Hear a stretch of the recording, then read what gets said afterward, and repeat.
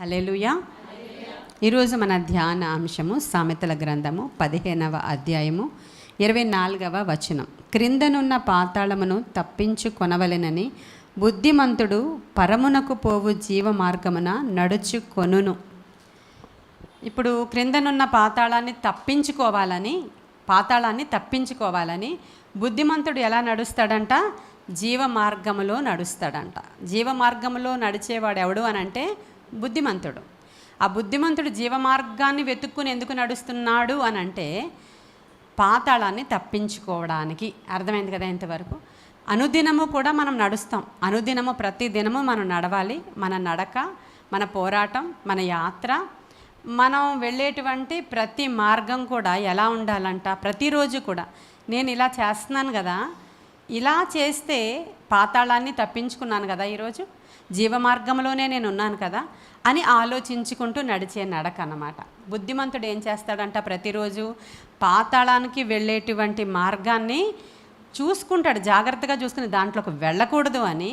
జీవ మార్గంలోనికి వెళ్ళాలి అంటే నేను ఏమేం చెయ్యాలి, నేను జీవ మార్గంలోనే నడవాలి అంటే నేను ఎలా ఉండాలి, ప్రతిరోజు నా ప్రవర్తన ఎలా ఉండాలి, ప్రతిరోజు నేను ఎలాగా జాగ్రత్తగా చూసుకొని నా యొక్క అడుగులను నేను వెయ్యాలి అని ఆలోచించుకుంటాడంట బుద్ధిమంతుడు. ఎందుకని? వాడికి పాతాళానికి వెళ్ళడానికి ఇష్టం లేదు కాబట్టి. పాతాళము అపరిమితముగా నోరు తెరచి ఉందంట. ఎందుకుందంట? పాపములో ఉన్నవారిని పట్టుకోవడానికి ఉందంట. యోబు గ్రంథం తెరవండి ఒకసారి, 24:19. పాతాళము పాపము చేసిన వారిని పట్టుకొనును. పాతాళం ఎవరి కోసం చూస్తుందంట? పాపము చేసిన వారి కోసం చూస్తుందంట. కాబట్టి బుద్ధిమంతుడు ఏం చేస్తాడంటే, వాడికి తెలుసు కాబట్టి ఈ పాతాళానికి నేను పోకూడదు కాబట్టి, జీవ మార్గములో నేను వెళ్ళాలి కాబట్టి నేను పాపం చేయకుండా ఉండాలి, పాతాళానికి వెళ్ళే వారి యొక్క లక్షణాలు నా జీవితంలో ఉండకూడదు అని బుద్ధిమంతుడు యోచన చేసి తన దినాన్ని ప్రారంభిస్తాడంట. మనం చూస్తాం లోకాసు వార్త 16వ అధ్యాయంలో పాతాళంలోనికి వెళ్ళినటువంటి 2 వ్యక్తులు ఉంటారు. పాతాళం కూడా 2 భాగాలుగా డివైడ్ చేయబడి ఉంటుంది. ఒకటి అబ్రహాము రొమ్ము అనబడినటువంటి భాగము, ఇంకొకటి అగ్ని జ్వాలలు ఎగసిపడేటువంటి భాగము. అయితే ఇప్పుడు అక్కడ లాజరు అనేటువంటి ఒక దరిద్రుడు ఉంటాడు. ధనవంతుడు అనేటువంటి వాడు ప్రతిరోజు ఊదారంగు వస్త్రాలు వేసుకొని మంచిగా లగ్జరీగా జీవిస్తూ మంచి ఆహారం తింటూ ఆయన సుఖభోగాల యందు ఆయన మనస్సును నిలిపి తన జీవిత కాలంలో తన ప్రతి దినాన్ని కూడా నేను ఈరోజు జీవమార్గంలోనికి పోయేటువంటిది ఏదైనా చేస్తున్నానా అనేటువంటి విషయాన్ని గ్రహించుకోలేదు అతను కూడా దేవుడి బిడ్డే, అబ్రహాము కుమారుడే, కానీ అతనికి యోచన లేదు. నేను పాతాళాన్ని తప్పించుకునే మార్గంలో వెళుతున్నానా లేకపోతే పాతాళానికి చేరువయ్యే మార్గంలో వెళుతున్నానా అనే విషయంలో చింతన లేకుండా బ్రతికాడు అతను. క్రైస్తవుల్లో అనేక మంది ఉంటారు కానీ ఈ చింతన వాళ్ళకి ఉండదు. చింత కాదు, చింతన. ఈ చింతన వాళ్ళకి ఉండదన్నమాట. వాళ్ళు రొటీన్గా బ్రతికేస్తూ ఉంటారు. ఉదయం లేస్తారు, వాళ్ళ పనులు చేసుకుంటారు, ప్రార్థనకు వచ్చేస్తారు, లేకపోతే ఇంకోటి చేస్తారు. కానీ నేను పాతాళాన్ని తప్పించుకునే పనులు చేస్తూ ఉన్నానా, లేకపోతే జీవమార్గంలోనే ఉన్నానా, లేకపోతే నేను అసలు దాని మీద ధ్యాస లేకుండా బ్రతుకుతున్నానా అని చాలామందికి తెలియదు. బుద్ధిమంతులైతే చక్కగా రాశాడు కీర్తనాకారుడు. వాడు ఏం చేస్తాడంట? ఈ పాతాళాన్ని తప్పించుకోవాలని జీవ మార్గంలో నడుచుకుంటాడంట వాడు ప్రతిరోజు. అక్కడికి వెళ్ళాక తెలిసింది వాడికి పాతాళం ఎంత భయంకరంగా ఉంటుందో.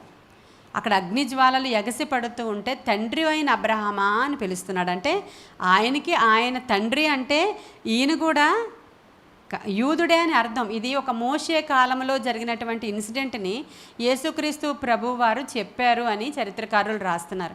ఇది కల్పిత కథ కాదు. చాలామంది ఏమన్నారంటే యేసుక్రీస్తు ప్రభు వారు చెప్పారు కానీ ఏదో ఏమంటారు, ఉపమానాలు చెప్పినట్లుగా చెప్పారు. అదొక ఉపమానం, దట్స్ ఆల్, అదొక ఉదాహరణగా చెప్పారు తప్ప నిజమైన సంఘటన అది కాదు అని కొంతమంది అంటున్నారు. కానీ నిజంగా ఇది మోషే టైంలో జరిగినటువంటి ఒక రియల్ ఇన్సిడెంట్ అనేది చరిత్రకారుల యొక్క వాదన, అంచనా. కాబట్టి ఆ టైంలో జరిగిందంట. నిజంగానే అటువంటి ధనవంతుడు ఉండేవాడు. వాడు పైకి వెళ్ళిన తర్వాత పాతాళం ఎంత భయంకరంగా ఉంటుందో చూసిన తర్వాత, అయ్యో నా ఇంటివారు, నా బంధువులు, నా అన్నదమ్ములు అందరూ అక్కడ ఉండిపోయారు, పాతాళం ఎంత భయంకరంగా ఉంటుంది, కాబట్టి మీరు ఇలాంటి మార్గంలో నడుచుకోండి అని నేను చెప్పొస్తాను అన్నాడు కదా. అన్నప్పుడు అక్కడ అబ్రహాం ఏమంటున్నాడంటే, చనిపోయిన ఒకడు వెళ్ళి చెప్పినా కూడా ప్రజలు నమ్మరు. ఇప్పుడు మోషే ప్రవక్తలు ఉన్నారు కదా అక్కడ అంటాడు కదా, ఇదే ఎవిడెన్స్ అన్నమాట. నా మాటలు చెప్పడానికి అక్కడ మోషే లాంటి ప్రవక్తలు ఉన్నారు కదా, వాళ్ళు చెప్పినా వినని ఈ ప్రజలు, చనిపోయిన వాడు ఒకడు లేచి వచ్చి చెప్పినా కూడా వాళ్ళు వినరు అంటున్నాడు. ఈరోజు బైబిల్ పండితులేంటి, సేవకులేంటి, ప్రవక్తలేంటి, పాస్టర్లేంటి, వాళ్ళు కూడా జీవమార్గంలో నడుస్తున్నామో లేదో చూసుకోవాలి. వాళ్ళు బైబిల్లో ఉన్నటువంటి అనేకమైన వృత్తాంతాలు మీకు చెప్తూ ఉన్నారు. మీరు ఈ విధంగా నడిస్తే జీవమార్గంలోనికి వెళతారు, ఈ విధంగా నడిస్తే మరణ మార్గంలోనికి వెళతారు, పాతాళం అనేది ఉంది, నరకం అనేది ఉంది, మీరు మరలా ప్రభు వచ్చే వరకు దాంట్లో చనిపోయిన వాళ్ళు ఉండాల్సి వస్తుంది. ఇవన్నీ విషయాలు చెప్తున్నా కూడా మనకి భయం కలగడం లేదు. ఈ యొక్క లాజర్ అనేటువంటి వాడికి దరిద్రుడే, కురుపులతో నిండే ఉన్నాడు, చాలా ఆయాసకరమైన జీవితమే. కానీ వాడు దేవుణ్ణి దూషించలేదు, దేవుణ్ణి నిందించలేదు. వాడికి ఒక జీవమార్గం ఉందని తెలుసంట, పాతాళం ఉందని తెలుసంట. రేపటి దినాన నేను చనిపోతే నేను నీతిమంతుడిగా అక్కడ ఉంటాను అనే నిశ్చయత అతనికి ఉంది కాబట్టి దరిద్రుడై దొంగతనం చేయలేదు అతను, దొంగిలించడానికి రొట్టెని ఎక్కడికి పోలేదు అతను, ఆ దరిద్రతను బట్టి దేవుణ్ణి దూషించలేదు అతను, నిందించలేదు అతను. తనకిచ్చిన స్థితిలో అతడు అలాగే నిలిచి ఉండి జీవమార్గంలోనికి వెళ్ళాడు. హల్లెలూయా. ఈరోజు మనం ఏ స్థితిలో ఉన్నామో ఆ స్థితి యందు నమ్మకంగా ఉండుట నేర్చుకుంటే మనము జీవమార్గము వైపు వెళతాం. ఈ లోకంలోనే మనం ఉన్నాం, కానీ మనం పైనున్న వాటి మీద మన దృష్టి నిలపాలి. మనము జీవమార్గంలో నడవాలంటే ఈ పైనున్న వాటిని మన కన్నులు అనుక్షణం చూస్తూ ఉండాలంట. కొలస్సీలకి రాసిన పత్రిక ఒకసారి తెరవండి.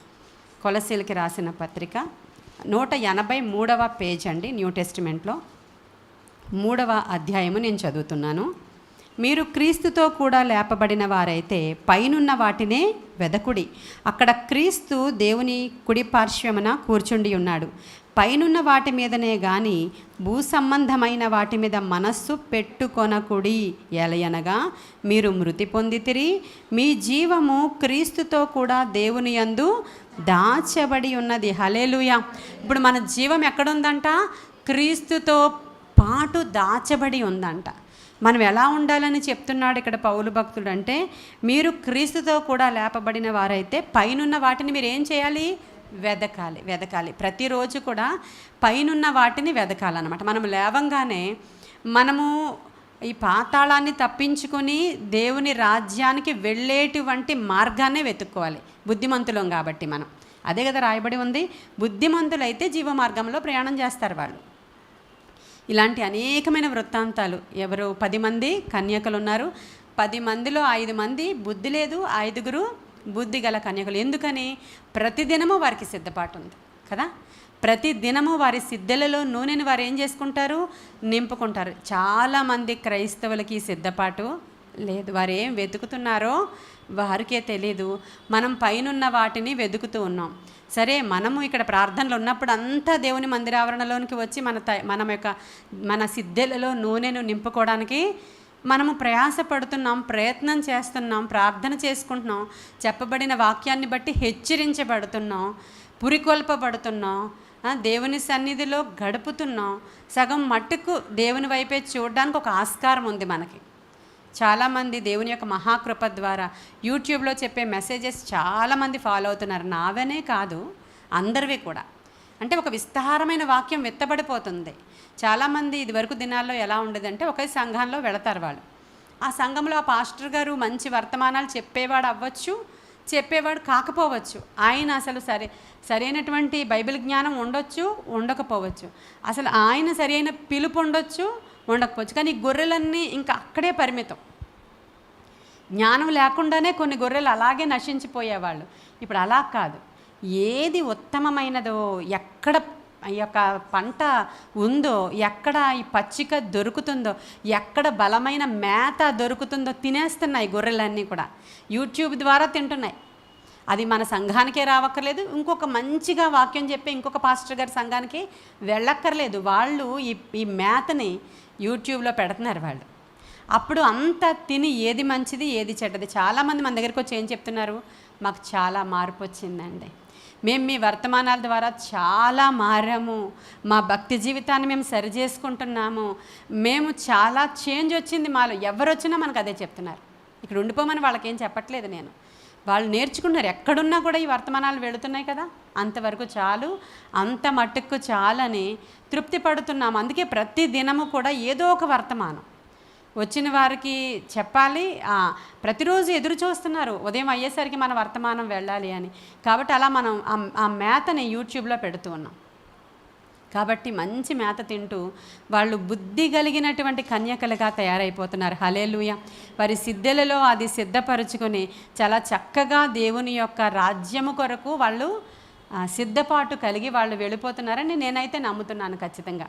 మనం కూడా ఈ పరమునకు పోయే మార్గం బుద్ధిమంతులముగా. మరి బుద్ధిమంతుడు ఏం చేస్తాడంట, బండ మీద ఇల్లు కట్టుకుంటాడంట. బుద్ధిహీనుడు ఎక్కడ కట్టుకుంటాడంట, ఇసుకలో కట్టుకుంటాడు. ఇద్దరు ఇల్లులు కట్టుకుంటున్నారు. పైకి చూస్తే మనకి బ్రహ్మాండమైన బిల్డింగ్స్ కనబడతాయి రెండు కూడా. కానీ మరి మనుష్యుడి యొక్క జీవితంలోనికి ఆటుపోట్లు వస్తాయి, అలలు వస్తాయి, కష్ట నష్టాలు వస్తాయి, ఇరుకులు ఇబ్బందులు వస్తాయి. ఈ బుద్ధిమంతుడి యొక్క గృహము బండ మీద వేసుకున్నాడు కాబట్టి వాని యొక్క ఇల్లు ఏ మాత్రం కూడా చలించదు, తూలిపోదు, కూలిపోదు, అది ఏమీ అవ్వదు. ఈ బుద్ధిహీనుడు ఏం చేస్తాడంటే వాడికి బేస్ లేదు, వాక్యాలు వినడు, దేవుని మందిరానికి రాడు, కష్టం వచ్చినప్పుడు పొలోమని ఏడుస్తాడు, రకరకాల పాస్టర్ల దగ్గరకు పరిగెడతాడు. ఇక్కడ దొరుకుతుందా, అక్కడ దొరుకుతుందా, ఎవరు విడిపించలేరండి. పాస్టర్లు మనుషులే, వాళ్ళు ఎవరు విడిపించలేరు. నిన్నటి దిన వాక్యం నేను చెప్పాను చూడండి. ఏం చేయాలంటే బుద్ధిమంతుడు, నీవు దేవుని సన్నిధిని వెదకాలి. అప్పుడు ఆయన ఆ ప్రవర్తనలో మన మంచి ప్రవర్తన యోసేపులాగా కలిగి ఉండి బ్రతిమలాడుకోవాలి దేవుణ్ణి. ఆ తర్వాత యథార్థమైనటువంటి జీవితము, ప్రవర్తన మనకి ఉంటే చాలివి జీవ మార్గంలోనికి మనం వెళ్ళిపోయినట్లే. హల్లెలూయా. ఇక్కడ కొలసీలకు రాసిన పత్రికలో మంచి మాట కదా, మన జీవము ఎక్కడుందంట, క్రీస్తుతో కూడా దేవుని యందు దాచబడి ఉందంట. ఆ మాట చాలా బాగుంది నాకు. ఇక్కడ 1 సమూయేలు గ్రంథం 25 తెరవండి. ఇక్కడ సమూయేలు జీవము ఒక చోట దాచబడి ఉందని ఒక ఆమె ప్రొఫెసీ చెప్తుంది. మన జీవము ప్రభువుతో కూడా దాచబడి ఉంది అనే మాట. ఇక్కడ జరిగిన సందర్భం ఏంటంటే, దావీదు అడవిలలో పడి తిరుగుతూ ఉన్నప్పుడు, ఆయన కూడా 400 మంది సైనికులు ఉన్నప్పుడు, ఆయన ఒక చోట దాక్కుని ఉన్నప్పుడు, అక్కడ ఉన్నటువంటి దగ్గరగా ఉన్నటువంటి జమీందారులు ఉన్నారు. అక్కడ ఒక జమీందారు ఉన్నాడు, ఆయన పేరు నాబాలు. ఆయనకి చాలా మందలు, మేకలు, పశువులు ఉన్నాయి. అదే కదా సంపద అంటే, పశువులు ఉన్నాయి. గొర్రె బొచ్చు కత్తిరించు కాలం వచ్చింది. గొర్రె బొచ్చు కత్తిరించు కాలం అంటే మనకి పంట చేతికొచ్చేటువంటి సంక్రాంతి టైప్ అన్నమాట. పంట చేతికొచ్చేటువంటి పల్లెటూరులో చేసుకునే పండుగ టైపు. వాళ్ళు గొర్రె బొచ్చు కత్తిరించు కాలం వచ్చినప్పుడు అది కత్తిరించిన తర్వాత ఒక పెద్ద పండుగ చేస్తారు. ఆ గొర్రె మాంసాన్ని వేస్తారు. అక్కడ చాలా పెద్ద పండుగ జరుగుతుంది. అప్పుడు అడుగుతున్నాడు దావీదు, ఇప్పుడు గొర్రె బొచ్చు కత్తిరించు కాలం కాబట్టి, పండుగ జరుగుతుంది కాబట్టి, మీరు ఇలా మందలు మేపుకుంటూ అడవుల్లో పడి తిరుగుతున్నప్పుడు మీకు అంత ప్రొటెక్షన్ ఇచ్చాం కదా, చెప్పు దావీదు ఇంత మాంసం అడుగుతున్నాడని తన యొక్క అనుచరుల కోసం. అంటే నాబాలు ఏమంటాడు, దావీదెవడు, ఆయన సేవకుడెవడు, యజమానుడి దగ్గర నుంచి పారిపోయి వచ్చినవాడు వీడెవడు అని చెప్పి దుర్భాషలు ఆడతాడు నాబాలు. అప్పుడు దావీదుకి కోపం వచ్చి ఏం చేస్తాడంటే, వాళ్ళ ఇళ్లలో ఒక్క మగవాడిని కూడా లేకుండా చేస్తానని బయలుదేరబోతూ ఉన్నప్పుడు, ఈ విషయం నాబాలు భార్యకి తెలిసినప్పుడు, ఆవిడ పేరు అబీగయలు. అబీగయలు ఏం చేసిందంటే, వెంటనే ఈ దావీదు ఏమేమి అడిగాడో ఆ వంట పదార్థాలని అడగనివి కూడా సిద్ధపరుచుకొని ప్రార్థన చేసుకొని, మూర్ఖుడైనటువంటి భర్తకి ఏ ఇన్ఫర్మేషన్ ఇవ్వలేదు. ఎందుకంటే త్రాగుబోతూ శుభ్రంగా తాగి పడుకున్నాడు అక్కడ. ఏం చెప్తే ఏం అర్థమవుతుంది ఆ తాగుబోతుకి? కాబట్టి మూర్ఖుడు అని రాయబడి ఉంది కాబట్టి ఇవన్నీ సిద్ధపరచుకొని, అంజురపు అడలు, వేచిన గోధుమలు, మాంసము, ఇక అన్నీ పట్టుకుని, ద్రాక్షరసం అన్నీ పట్టుకుని వెళ్ళి దావీదు దగ్గర సాగిలపడి అయ్యా నీ ప్రాణము జీవపు మూట, దేవుని దగ్గర ఉన్నటువంటి జీవపు మూట అంటది 25వ అధ్యాయము 1వ సమూయేలు 29వ వచనము. నిన్ను హింసించుటకైనను నీ ప్రాణము తీయుటకైనను ఎవడైనా ఉద్దేశించిన ఎడల నా ఏలిన వాడగు నీ ప్రాణము నా దేవుడైన యెహోవా యొద్దనున్న జీవపు మూటలో కట్టబడును. హల్లెలూయా. మన ప్రాణాలు కూడా అక్కడే ఉన్నాయి. మనమందరం కూడా దేవుని దగ్గర ఉన్నటువంటి జీవపు మూటలో మనల్ని దేవుడు దాచాడు. ఎవ్వరు మనల్ని చంపలేరు, ఏ కష్టాలు మనల్ని చంపలేవు, ఏ బాధలు మనల్ని చంపలేవు, ఏ రోగాలు మనల్ని చంపలేవు. మన ఆయుష్ ఆ జీవము దేవుని దగ్గర ఉన్నటువంటి జీవపు మూట. హల్లెలూయా. ఈ జీవపు మూటను మనం అంతం వరకు జీవ మార్గంలో నడవడానికే మన ప్రయాస మనం పడాలి. అదే కొలసీలకి రాసిన పత్రికలో కూడా క్రీస్తుతో కూడా ఆ జీవపు మూట ఆయన దగ్గర ఉందనే ఆ మాట నాకు బాగా కనెక్ట్ అయింది. మనకు ఏముంది అక్కడ, మీ జీవము క్రీస్తుతో కూడా దేవుని యందు దాచబడింది. మరి ఎగ్జాక్ట్గా కరెక్ట్, అది పాత నిబంధన అనుకుంటున్నారు మీరు. చాలాసార్లు దర్శనాల్లో కూడా చూపిస్తూ ఉంటారు మన జీవపు మూట అది వెలుగులో ఎలా ఉందో, అది ఎలా దేవుని దగ్గర దాచబడి ఉందో. అసలు ఒక బీట్రూట్ చెట్టులాగా ఉంటుంది అన్నమాట. దానికి ఒక బీట్రూట్ ఎలా ఉంటుంది, చెట్టు కాదు బీట్రూటే, ఆ బీట్రూట్ లాగా ఉంటుంది అన్నమాట. ఆ జీవపు మూటను చూపించినప్పుడు అది జీవపు మూట అని ఆత్మలో దర్శనం చూస్తున్న వారు గ్రహించగలుగుతారు. అలాంటి అనేకమైన దర్శనాలు మనం చూస్తూ ఉన్నాము, చెప్తూ ఉన్నాను, మిమ్మల్ని నడిపిస్తూ ఉన్నాను. ప్రతిరోజు కూడా పాతాళాన్ని తప్పించుకుని జీవ మార్గంలోనికి వెళ్ళేలాగా మీరు ప్రవర్తిస్తే అసలు ఏ రోజుకి ఆ రోజు మీరు అసలు బ్రతికిపోయినట్లే. ఏ రోజుకి ఆ రోజు అసలు శాతానుడు మన దగ్గరికి కూడా రాలేడు. వాడు ప్రతిరోజు నువ్వు లేచిన తర్వాత నేను బుద్ధిమంతుడినైతే ఈరోజు పాతాళానికి సంబంధించిన పనులు ఏమి కూడా చేయకూడదు. ఎందుకంటే యోబు గ్రంథంలో క్లియర్గా రాయబడి ఉంది, పాపము చేసేవారిని పాతాళము ఖచ్చితంగా పట్టుకుంటుంది. నోటి మాట వలన కానీ, నా క్రియల వలన కానీ, నా ప్రవర్తన వలన కానీ ఏ విధంగా పాతాళానికి నేను చోటు ఇవ్వకూడదు. లేదంటే హక్కుపూర్వకంగా పాతాళం నిన్ను పట్టుకుంటుంది అంతే. కాబట్టి ఇలా జాగ్రత్తగా ఉండడానికి అవసరమైన కృప ఇవ్వాలి. పైనున్న వాటిని మనము అనుదినము వెదకాలి. బుద్ధిగల కన్యకల వలె ప్రతి దినము కూడా మన సిద్ధులను బాగుగా శుభ్రం చేసుకుని, నిన్న చెప్పాను నేను యేసుక్రీస్తు ప్రభువారిని ఎక్కడ వెదకాలి అని చెప్పాను. ఎక్కడ దొరికాడైనా, మందిరంలో దొరికాడు ఆయన. హల్లెలూయా. బోధకులు యొద్ద దొరికాడు ఆయన. హల్లెలూయా. ఎక్కడ వెతుకుతాం? నెలవైన వారి దగ్గరికి వెతికితే ఉంటుందా? నీ బంధువుల దగ్గరికి వెళితే ఉంటాడా ఆయన? నీ చుట్టాల దగ్గరికి వెళితే అక్కడ దొరుకుతాడా నీకు? దేవుని మందిరంలో దొరుకుతాడు. హల్లెలూయా. కాబట్టి అట్టి కృప మనం పొందుకున్నాం. ఇలాగ ఆయన కృపను పొందుకున్న వాళ్ళం ప్రతిరోజు కూడా ఆయనతో సహవాసం చేసే భాగ్యము దేవుడు అనుదినము మనకి ఇవ్వాలని కొన్ని మాటలు దేవుడు మన వెనుకిడిలో దీవించునుగాక. ప్రార్థన చేసుకుందాం. మహాపరిశుద్ధుడవైన తండ్రి, మహోన్నతుడవైన దేవా, నీకు వందనాలు. సర్వాంతర్యామి నీకు వందనాలయ్యా. నాయన నీవు మాట్లాడావు తండ్రి. ఈరోజు మేము ఆ పాతాళాన్ని తప్పించుకుని జీవమార్గంలో నడవడానికి మా జీవపు మూట నీ దగ్గర భద్రపరచబడి ఉంది. ఎవడు దాన్ని దొంగిలించలేడు. నాయనా మేము జీవమార్గము వైపు నడిచేటువంటి వారముగా మేము ఉండాలి.